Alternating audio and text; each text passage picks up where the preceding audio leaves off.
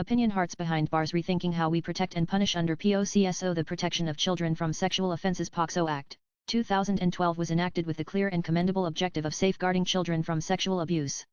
However, more than a decade since its introduction, the law is increasingly facing scrutiny for its unintended consequences, particularly its impact on consensual romantic relationships between adolescents. In its current form, the POCSO Act does not distinguish between exploitative abuse and consensual intimacy among teenagers.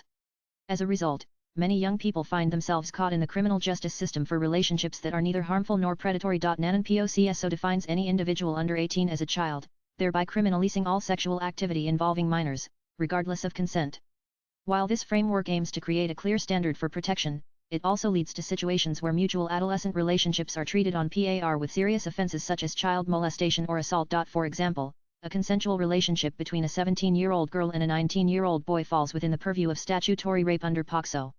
Such cases, often reported by disapproving families, have led to young boys being prosecuted as criminals, and young girls being labeled as victims even when they have voluntarily participated in the relationship. NaN recognizing the need for a more balanced approach, the Supreme Court of India, on May 24, 2025, directed the Union government to consider decriminalizing consensual relationships among adolescents. A bench comprising Justices Abhay S. Oka and Ajay Ulbayan also stressed the importance of introducing a comprehensive sexual and reproductive health education policy. The court further recommended the formation of an expert committee to study the issue and submit its report by July 25, 2025. This directive came in light of a case where a man was convicted for a relationship that began when he was an adult but the girl was still a minor. The judgment noted that the emotional attachment and current life circumstances of the individuals involved must be taken into account when dispensing justice. Echoing this sentiment, several high courts, including those in Delhi, Madras, and Kerala, have expressed concern over the criminalization of consensual adolescent relationships. In one such observation, Justice Jasmeet Singh of the Delhi High Court remarked, "Love is a fundamental human experience, and adolescents have the right to form emotional connections. The law should evolve to acknowledge and respect these relationships, as long as they are consensual and free from coercion." NaN recent data reinforces the need to revisit the current legal approach. Studies conducted by the Center for Child and the Law NLCU and organizations such as Enfold Proactive Health Trust and UNICEF India reveal that NaN as of May 2024, there were nearly 3 lakh pending POCSO cases, with over 1.6 lakh disposed of since 2019. The judicial burden is significant and growing. Further, the NCRB 2017 report found that the majority of POCSO victims, 8,266 cases, were aged between 1,618 years, a group most likely to engage in consensual romantic relationships. NaN India's approach to age of consent is among the strictest globally.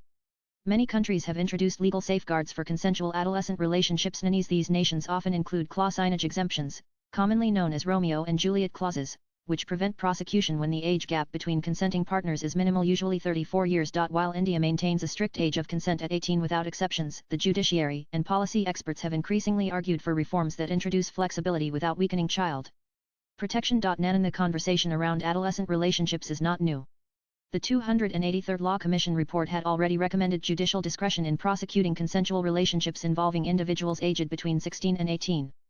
The proposed approach advocates for a more contextual understanding considering factors like the age gap, presence of coercion, and the nature of the relationship. Importantly, the goal is not to reduce the age of consent arbitrarily but to prevent the misuse of laws that were designed to protect children, not penalize them for forming emotional connections. NaN India's laws must reflect the realities of its youth.